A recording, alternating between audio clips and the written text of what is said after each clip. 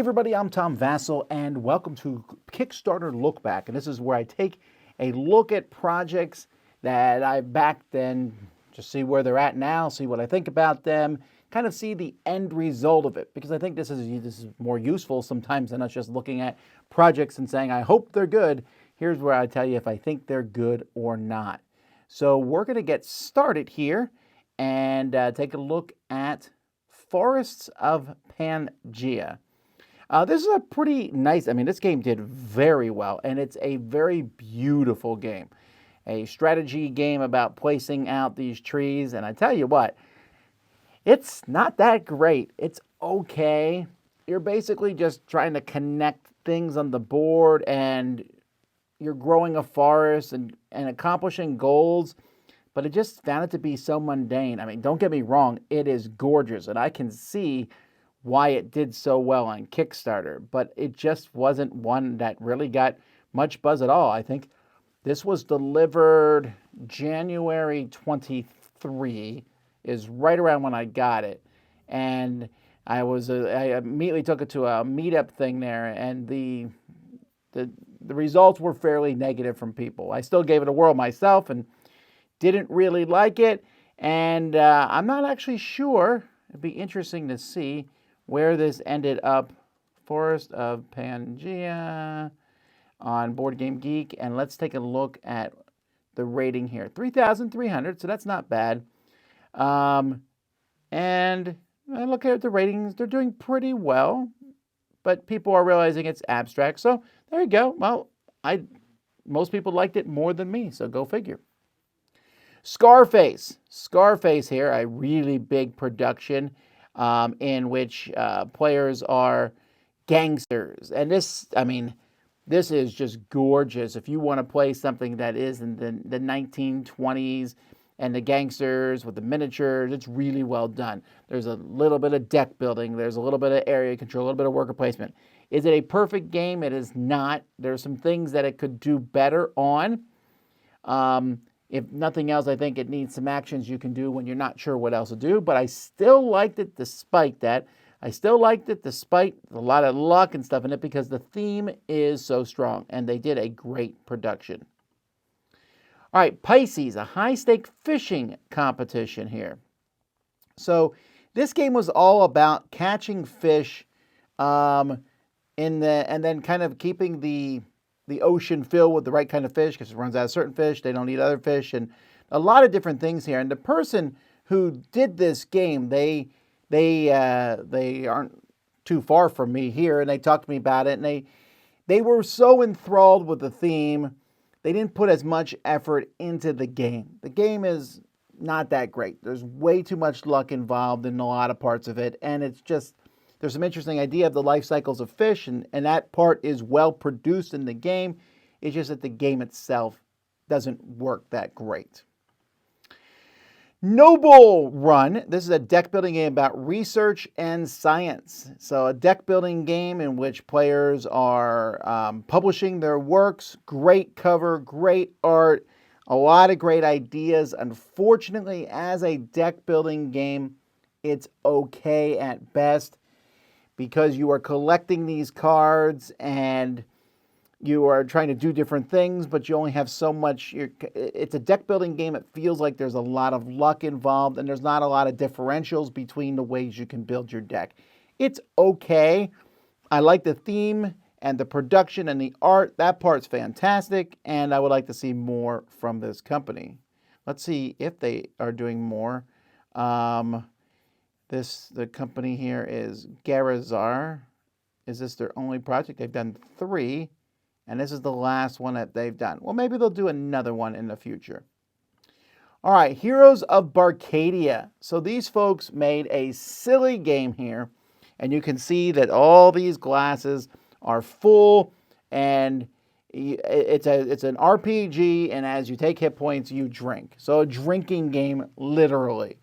Of course, they're like, hey, you don't need to drink alcohol, and we didn't. So the kids played it. We put in water with Mio in it to make it different colors. I'm drinking blood. And it's just not a great game. And then when I say that, people are like, no, it's a drinking game. You wouldn't understand. You don't drink. It has nothing to do with whether I drink or not. The fact of the matter is I want the game to be interesting, and it just kind of, you go somewhere, roll dice, see if you succeed. I get the funniness of the theme, and all the components are waterproof, which they show here in this great video, but they did a good job producing it. First Ascent. This one does not look as great in this, and it's basically about climbing up a mountain and finding the best spots to move up there. Some very nice artwork in this one, but I don't believe I've played the game yet. I think I got it. Did I say the artwork was nice? I think the board looks nice. The artwork is maybe you have to be a climber to want this one more. I don't think I've played this one, but I have gotten it. Oh, this one makes me sad. Phantom, the robotic chessboard made of real wood. This looks great. And my son likes chess. And so I wanted to get some sort of heirloom thing that he and I could play together. And unfortunately, I'm not seeing that going to happen at this point. I mean, they're still talking about prototypes and this stuff was supposed to be shipped in December 21. So it's not 3 years late yet, but it's probably going to be by the time I get my game. This was something I wanted to put some effort into, and I should know by now to stop putting money in tech, because this is a board game, but it also is tech, and that, yeah, well, lesson learned again. The Great Race. So the Great Race 2, I never played the Great Race. I played Z played the first one, didn't really like it. I love the idea of a great race across America. This should be called the slow race, because it has some interesting ideas. You're manipulating your gas and stuff to go, but you're always stopping to pick up gas, and it's just such a slow drudgery of going across that this one isn't that great. The Simprella 2.0. This is a very tiny umbrella that you can carry in your backpack. Here they're showing a comparison to your phone, and I was like, yes! I thought it was cool. So I got one of these so I could put it in my backpack. It came, it works, it's small. It's probably too small for someone gigantic as me, but I had it for my wife and stuff, and I was like, let's use this, and it's so small we lost it. So there you go. It worked until we lost it. Oros. So Oros here is a game in which you're to be an all-powerful demigod, blah, blah, blah, blah, blah.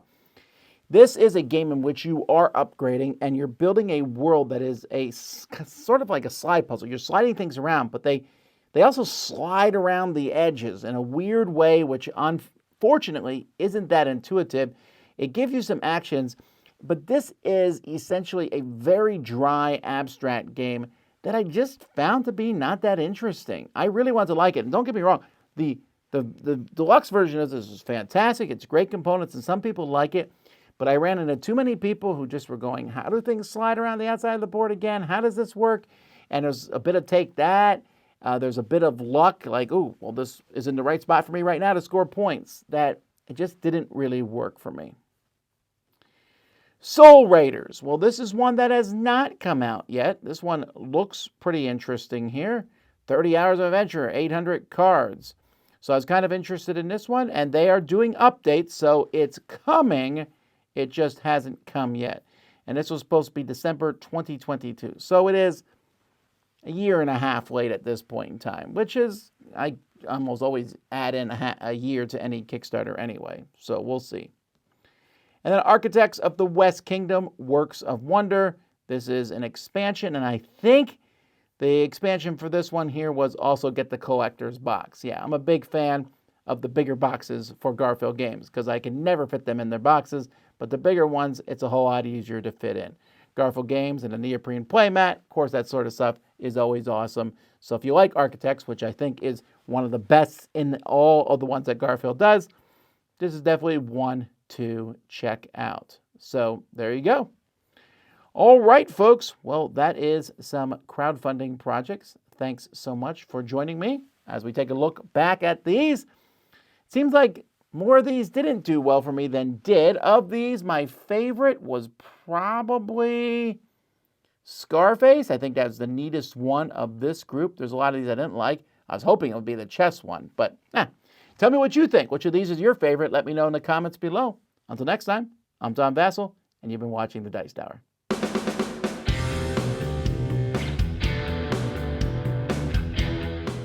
Hey everybody, thanks for watching this video. If you like this review or whatever you just watched, wasn't it amazing? Check out our channel, Dice Tower. We have all kinds of things. We review games, we do top 10s, we play games live. It's all about board games, but especially the people who play them. Check out Dice Tower YouTube channel.